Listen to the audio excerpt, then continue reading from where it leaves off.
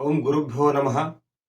ಒಂದು ವೇಳೆ ನಿಮ್ಮಲ್ಲಿ ಎಷ್ಟೇ ಒಳ್ಳೆಯತನ ಇದ್ರೂ ಅಥವಾ ನೀವೆಷ್ಟೇ ಒಳ್ಳೆಯವರಾಗಿದ್ರೂ ಕೂಡ ನಿಮ್ಮ ಅಕ್ಕಪಕ್ಕ ಇರೋ ಜನ ಮಾತ್ರ ನೀವು ಒಳ್ಳೆಯವರು ಅಂತ ಯಾವತ್ತೂ ಕೂಡ ಒಪ್ಕೊಳ್ಳಲ್ಲ, ಅಥವಾ ನೀವು ಒಳ್ಳೆಯವರು ಅಂತ ನೀವಿಲ್ಲದಿರುವಾಗ ಅವರು ಯಾವತ್ತೂ ಕೂಡ ಚರ್ಚಿಸಲ್ಲ.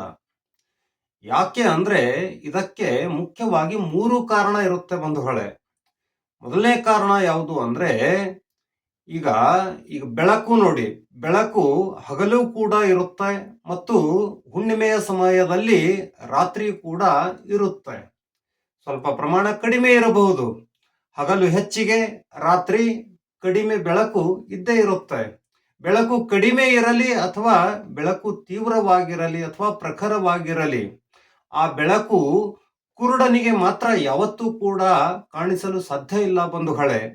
ಕುರುಡನಿಗೆ ಯಾವಾಗಲೂ ಕೂಡ ಕತ್ತಲೆಯೇ ಕಾಣಿಸುತ್ತೆ. ಬೆಳಕು ಎಷ್ಟೇ ಇದ್ರೂ ಕೂಡ ಅದರ ಅರಿವು ಆತನಿಗೆ ಆಗೋದೇ ಇಲ್ಲ. ಯಾಕೆ ಅಂದ್ರೆ ಬೆಳಕನ್ನ ಕಾಣಲು ಬೇಕಾದಂತಹ ಶಕ್ತಿ ಅಥವಾ ದೃಷ್ಟಿ ಅವನ ಕಣ್ಣಲ್ಲಿ ಇರೋದಿಲ್ಲ. ಯಾವ ರೀತಿಯಾಗಿ ಕುರುಡನಿಗೆ ಬೆಳಕು ಕಾಣಲ್ವೋ ಅದೇ ರೀತಿಯಾಗಿ ಯಾರಲ್ಲಿ ಒಳ್ಳೆಯತನ ಅನ್ನೋದೇ ಇರೋದಿಲ್ವೋ ಅಂಥವರಿಗೆ ನಿಮ್ಮಲ್ಲಿರುವಂತಹ ಒಳ್ಳೆಯತನ ಕಾಣಿಸೋದೇ ಇಲ್ಲ ಬಂಧುಗಳೇ.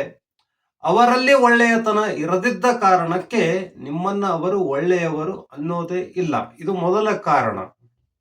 ಇನ್ನು ಎರಡನೇ ಕಾರಣ ಯಾವುದು ಅಂದ್ರೆ, ಈಗ ಚಿನ್ನ ಒಂದು ಧಾತು ಇದೆ ನೋಡಿ. ಚಿನ್ನವನ್ನ ಎಲ್ಲರಿಂದಲೂ ಗುರುತಿಸೋಕ್ಕಾಗಲ್ಲ.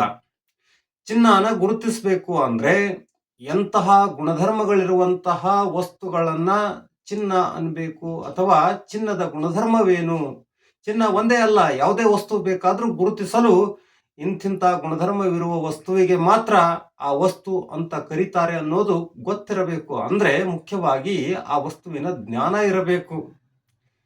ಇವರಿಗೆ ನಿಮ್ಮ ಒಳ್ಳೆಯತನ ಕಾಣದಿರಲು ಕಾರಣ ಏನು ಅಂದ್ರೆ, ಯಾವುದಕ್ಕೆ ಒಳ್ಳೆಯತನ ಅಂತಾರೆ ಇವರಿಗೆ ಗುರುತೇ ಇರೋದಿಲ್ಲ.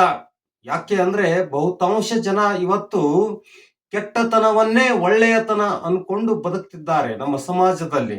ಇದು ಎರಡನೇ ಕಾರಣ ಬಂಧುಗಳೇ.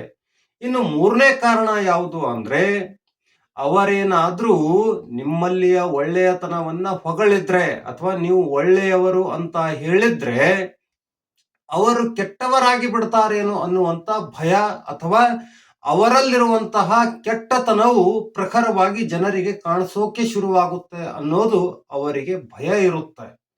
ಈ 3 ಕಾರಣದಿಂದಾಗಿ ನೀವು ಎಷ್ಟೇ ಒಳ್ಳೆಯವರಾಗಿರಿ, ನಿಮ್ಮಲ್ಲಿದ್ದ ಒಳ್ಳೆಯತನ ಕಡಿಮೆ ಇರಲಿ ಅಥವಾ ಹೆಚ್ಚಿರಲಿ, ಯಾವುದೇ ಕಾರಣಕ್ಕೂ ಅವರು ನಿಮ್ಮನ್ನ ಒಳ್ಳೆಯವರು ಅಂತ ಹೇಳೋದಿಲ್ಲ, ಹಿಂದೆಯೂ ಚರ್ಚಿಸುವುದಿಲ್ಲ, ಮುಂದೆಯೂ ಮನಸ್ಫೂರ್ತಿಯಾಗಿ ನೀವು ಒಳ್ಳೆಯವರು ಅಂತ ಹೇಳೋದಿಲ್ಲ ಬಂಧುಗಳೇ.